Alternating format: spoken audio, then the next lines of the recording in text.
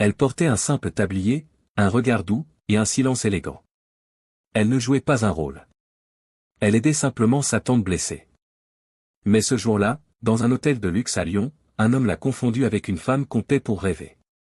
Ce qu'il a cru voir n'était pas ce qu'elle était. Et pourtant, c'est ce malentendu qui allait tout changer.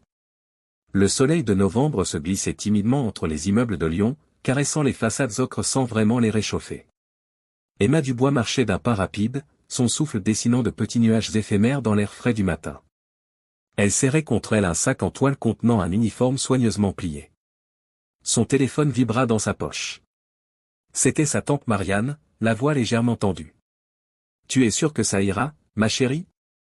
Je me sens tellement coupable. » Emma sourit, même si sa tante ne pouvait pas la voir. « Arrête de t'inquiéter. Ta cheville a besoin de repos, et moi j'ai besoin d'argent. C'est un échange parfait. » Elle raccrocha en arrivant devant l'imposante façade du Palace des Lumières. 5 étoiles luisaient discrètement sur une plaque en laiton à l'entrée. Emma inspira profondément, ajusta son écharpe usée et poussa la porte tournante. Elle n'était jamais entrée dans un tel endroit. Le hall semblait absorber tous les bruits, comme si le luxe exigeait le silence. Emma se dirigea vers l'entrée de service, suivant les instructions précises de sa tante. Les couloirs du personnel contrastaient avec l'opulence de l'entrée. Ici, tout était fonctionnel, sans ornement. « Tu dois être la nièce de Marianne, dit une femme d'une 50aine d'années en lui tendant une main calleuse. Moi c'est Françoise, je supervise l'équipe d'entretien. Elle examina Emma de la tête aux pieds, s'attardant sur ses mains fines d'étudiante en arts plastiques. Marianne m'a dit que tu es travailleuse. C'est tout ce qui compte ici. Emma hocha la tête. Je ferai de mon mieux. Bien. Les vestiaires sont au fond. Tu commenceras par le 3e étage. Dans le petit vestiaire au néon blafard, Emma enfila l'uniforme de sa tante. Un peu trop grand pour elle, la blouse grise tombait mollement sur ses épaules minces. Elle noua un tablier autour de sa taille et attacha ses cheveux châtains en un chignon serré. Face au miroir moucheté du vestiaire, elle ne reconnaissait pas vraiment la jeune femme qui la fixait. Dans quelques heures, elle retrouverait sa vie normale, ses pinceaux, ses toiles inachevées, son minuscule studio sous les toits. Ce n'est que pour une journée, murmura-t-elle à son reflet. Le chariot d'entretien glissait silencieusement sur la moquette épaisse du couloir du 3e étage.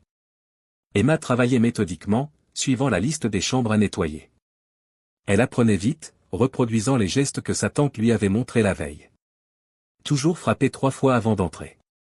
Toujours parler doucement. Ne jamais regarder les objets personnels. Devenir invisible, c'est notre métier. Emma se souvenait des mots de sa tante, prononcés avec une étrange fierté. Marianne travaillait dans ce palace depuis 15 ans. Elle connaissait les habitudes de chaque client régulier, savait anticiper leurs besoins sans jamais s'imposer. Vers midi, alors qu'Emma vérifiait sa liste, elle entendit l'ascenseur s'ouvrir. Par réflexe, elle se rangea contre le mur, rendant son chariot aussi discret que possible. C'était une autre règle non écrite, ne jamais gêner le passage, se fondre dans le décor. L'homme qui sortit de l'ascenseur ne semblait pourtant pas pressé. Grand, la quarantaine élégante, il portait un costume sombre qui épousait parfaitement sa silhouette. Ses cheveux poivrés étaient coupés courts, et une fine barbe soulignait la netteté de sa mâchoire. Il tenait un téléphone contre son oreille, parlant en anglais avec une aisance naturelle. Emma baissa les yeux, attendant qu'il passe. Mais l'homme s'arrêta à sa hauteur, terminant sa conversation d'un ton sec. « Nous en reparlerons plus tard », dit-il avant de ranger son téléphone. Puis, à la surprise d'Emma, il s'adressa directement à elle en français. « Bonjour. Vous êtes nouvelle ici ?» Emma releva la tête, surprise qu'on lui adresse la parole. Les clients l'avaient ignorée toute la matinée.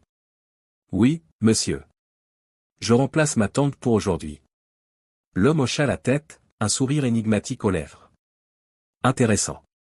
Très authentique. Emma ne comprit pas ce qu'il voulait dire, mais elle se contenta de sourire poliment. « Merci, monsieur. Je m'appelle Julien Carrel, dit-il en lui tendant la main. Emma hésita une seconde avant de la serrer, consciente de ses ongles abîmés par les solvants qu'elle utilisait pour nettoyer ses pinceaux. Emma Dubois, répondit-elle simplement. Enchantée, Emma. J'espère que votre journée se passe bien. Sur ces mots, il s'éloigna vers une suite au bout du couloir, laissant Emma perplexe. Ce n'est que plus tard, en racontant cette rencontre à Françoise pendant sa pause déjeuner, qu'elle comprit. Julien Carrel? Françoise manqua de s'étouffer avec son sandwich. C'est le PDG du groupe qui possède cet hôtel.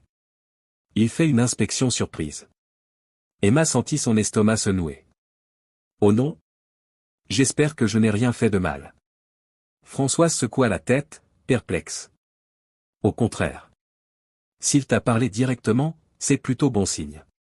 Emma n'était pas convaincue. Quelque chose dans le regard de cet homme lui avait semblé étrange, comme s'il cherchait à résoudre une énigme. L'après-midi s'étirait lentement.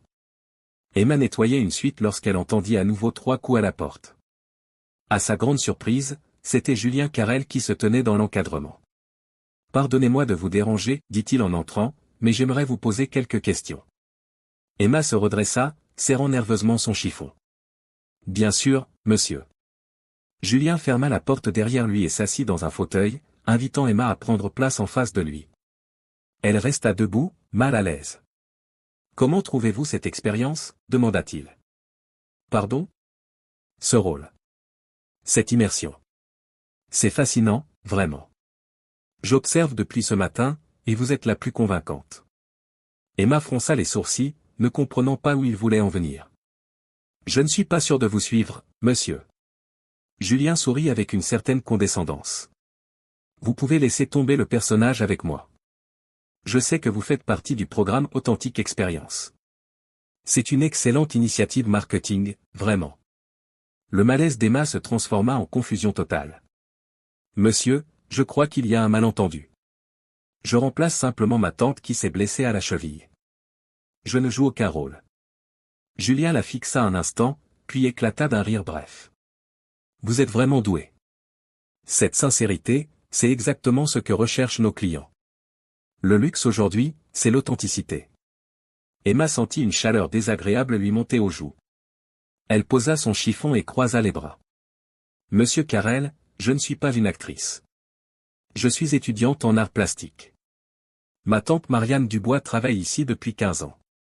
Elle s'est foulée la cheville hier, et j'ai accepté de la remplacer pour qu'elle ne perde pas sa journée de salaire. » Le sourire de Julien vacilla légèrement. « Vous n'êtes pas. » « Non, » coupa Emma, la voix plus ferme qu'elle ne l'aurait voulu. « Je ne joue pas. Je suis juste ici pour aider ma tante. » Un silence inconfortable s'installa entre eux. Emma vit le regard de Julien changer, passant de l'amusement à l'embarras, puis à quelque chose qu'elle ne sut pas interpréter. « Je vous présente mes excuses, dit-il finalement en se levant. J'ai mal interprété la situation. » Emma hocha simplement la tête, trop déconcertée pour répondre. Julien se dirigea vers la porte, mais s'arrêta avant de sortir. « Votre tante a de la chance d'avoir une nièce aussi dévouée. » Puis il disparut, laissant Emma seule avec son chariot et un sentiment étrange. Elle n'était pas sûre de comprendre ce qui venait de se passer, mais elle sentait qu'elle avait été, d'une certaine façon, invisible aux yeux de cet homme jusqu'à ce moment précis. Julien Carrel s'enferma dans sa suite et desserra sa cravate d'un geste irrité. Son reflet dans le miroir lui renvoyait l'image d'un homme contrarié. Il n'aimait pas se tromper. Dans son monde, les erreurs coûtaient cher. Il s'approcha de la baie vitrée qui offrait une vue imprenable sur le Rhône. Lyon s'étendait sous ses yeux, paré des couleurs automnales. Cette ville avait toujours occupé une place particulière dans son cœur. C'est ici qu'il avait commencé sa carrière, comme simple réceptionniste dans un petit hôtel de la presqu'île. 20 ans plus tard, il possédait une chaîne d'hôtels de luxe à travers l'Europe. Son dernier projet, Authentique Expérience, devait transformer l'industrie du luxe en offrant aux clients fortunés une expérience authentique, des acteurs jouant les rôles du personnel, des situations scénarisées pour créer des souvenirs uniques. Et aujourd'hui, il avait confondu une vraie femme de ménage avec une actrice. La situation aurait pu être comique si elle ne révélait pas quelque chose de troublant sur lui-même. Julien attrapa son téléphone et appela sa directrice des ressources humaines. « Hélène ? J'aurais besoin d'une information. Pouvez-vous me dire depuis combien de temps Marianne Dubois travaille pour nous ? » La réponse confirma les dires d'Emma. 15 ans de service irréprochable. Elle est absente aujourd'hui pour raison médicale, ajouta Hélène. Sa nièce la remplace exceptionnellement. Merci, dit simplement Julien avant de raccrocher. Il se servit un verre d'eau, ignorant le minibar bien fourni. L'eau fraîche ne dissipa pas son malaise. Depuis quand était-il devenu cet homme qui ne voyait plus la réalité, mais seulement ses projections? À travers la fenêtre, le soleil commençait à décliner, teintant la ville d'une lumière dorée. Julien repensa au regard d'Emma lorsqu'elle avait compris son erreur. Pas de la colère, non, plutôt une forme de déception tranquille. Comme si elle était habituée à ce qu'on ne la voit pas vraiment. Cette pensée le mit étrangement mal à l'aise. Le soir tombait lorsque Julien descendit au restaurant de l'hôtel. Assis seul à sa table, il observait distraitement le ballet silencieux du personnel. Des hommes et des femmes en uniforme noir glissaient entre les tables avec une discrétion étudiée. Combien de fois avait-il dîné ainsi, servi par des personnes dont il ne connaissait rien? Des vies entières évoluaient autour de lui, et il ne les avait jamais vraiment regardées. Son repas terminé, Julien quitta le restaurant et se dirigea vers le hall. C'est alors qu'il aperçut Emma qui sortait des vestiaires du personnel, son sac en toile sur l'épaule. Elle avait détaché ses cheveux qui tombaient maintenant en vagues douces sur ses épaules. Sans l'uniforme, elle semblait plus jeune, mais aussi plus présente, comme si elle avait retrouvé une substance qu'elle abandonnait en enfilant la tenue de service. Julien hésita un instant, puis s'approcha d'elle. « Mademoiselle Dubois ?» Emma se retourna, surprise. La fatigue marquait ses traits, mais ses yeux gardaient cette clarté qui l'avait frappé plus tôt. « Monsieur Carrel, dit-elle poliment, mais sans chaleur. Votre journée est terminée? Oui. Et la vôtre? La question, simple et directe, le prit au dépourvu. Quand était la dernière fois qu'on lui avait posé cette question sans arrière-pensée professionnelle? Pas tout à fait, répondit-il. J'allais prendre un café au bar de l'hôtel. Accepteriez-vous de vous joindre à moi? J'aimerais m'excuser correctement pour ce malentendu. Emma sembla peser le pour et le contre, puis hocha la tête. D'accord. Mais je préfère un thé. Ils s'installèrent dans un coin tranquille du bar, loin des quelques clients qui sirotaient des cocktails. Emma posa son sac à ses pieds et regarda autour d'elle avec une curiosité non dissimulée. C'est la première fois que je m'assois de ce côté-ci, dit-elle avec un demi-sourire. Julien commanda un thé pour elle et un café pour lui-même. Je tenais vraiment à m'excuser pour cet après-midi, commença-t-il. C'était déplacé et irrespectueux. Emma haussa légèrement les épaules. Vous n'êtes pas le premier à ne pas me voir réellement. Quand on porte un uniforme, on devient invisible. Ce n'est pas une excuse. Non, admit-elle, mais c'est une réalité. Leur commande arriva, apportant un bref répit dans la conversation. Emma ajouta un nuage de lait dans son thé et le remua lentement. Qu'est-ce que c'était, ce programme dont vous parliez? Authentique expérience? Julien eut un sourire gêné. Un nouveau concept marketing. L'idée est d'engager des acteurs pour jouer les rôles du personnel, mais avec des interactions scénarisées pour créer des moments mémorables pour les clients. Emma le regarda avec une expression indéchiffrable. Donc, vous payez des gens pour prétendre être des gens comme ma tante? Formulé ainsi, le concept semblait soudain absurde, presque obscène. C'est plus compliqué que ça, tenta Julien. Non, je ne crois pas, dit doucement Emma. C'est exactement ça. Vous vendez en expérience ce que certains vivent comme une réalité. Le silence qui suivit était lourd de sens. Julien but une gorgée de café, cherchant une réponse qui ne venait pas. Parlez-moi de vous, dit-il finalement. Vous êtes étudiante, c'est ça? Emma acquiesça, semblant accepter ce changement de sujet. En art plastique. 3e année. Vous aimez ça? J'aime créer, répondit-elle simplement. Donner forme à ce que je ressens. Et que ressentez-vous? La question était sortie spontanément, avec une sincérité qui surprit Julien lui-même. Emma le regarda droit dans les yeux. Beaucoup de choses. Parfois de la colère, quand je vois comment le monde traite ceux qu'il ne juge pas assez importants. Parfois de l'espoir, quand je vois que certains peuvent encore changer leur regard. Julien comprit qu'elle parlait de lui, de sa capacité à reconnaître son erreur. Je mérite cette leçon, admit-il. Ce n'était pas une leçon, corrigea doucement Emma. Juste une rencontre. Ils quittèrent l'hôtel ensemble, marchant côte à côte dans les rues illuminées de Lyon. La nuit était tombée, mais la ville vibrait encore d'une énergie tranquille.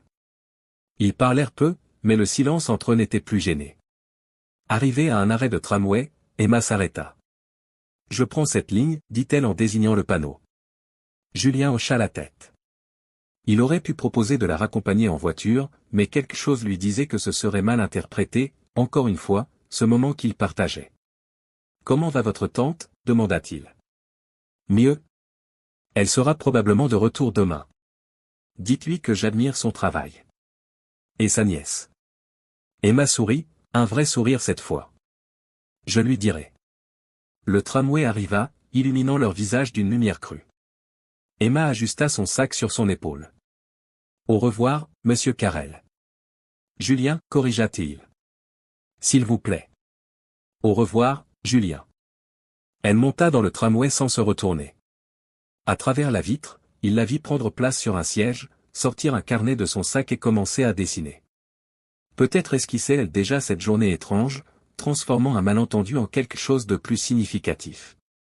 Le tramway s'éloigna, emportant Emma vers sa vie d'étudiante, ses pinceaux, ses rêves. Julien resta immobile un long moment, regardant les lumières de la ville se refléter dans les eaux du Rhône. Il pensa à son projet, authentique expérience, et à l'ironie de la situation. Il avait cherché à vendre une authenticité fabriquée, alors que la vraie se trouvait juste sous ses yeux, invisible parce qu'il avait choisi de ne pas la voir. Son téléphone vibra dans sa poche. Un message de son directeur marketing, impatient de lancer la campagne pour le nouveau concept. Julien regarda l'écran un instant, puis rangea le téléphone sans répondre. Demain, il appellerait pour annuler le projet. Demain, il visiterait les cuisines de son hôtel, les buanderies, les vestiaires du personnel. Demain, il apprendrait à voir ceux qui, comme Emma et sa tante, donnaient vie à son monde de luxe et de privilèges. Ce n'était pas une histoire d'amour. C'était une rencontre avec lui-même, à travers le reflet d'une inconnue qui, l'espace d'une journée, avait été plus visible que toutes les illusions qu'il s'efforçait de créer. Dans le ciel de Lyon, les étoiles brillaient faiblement, voilées par les lumières de la ville.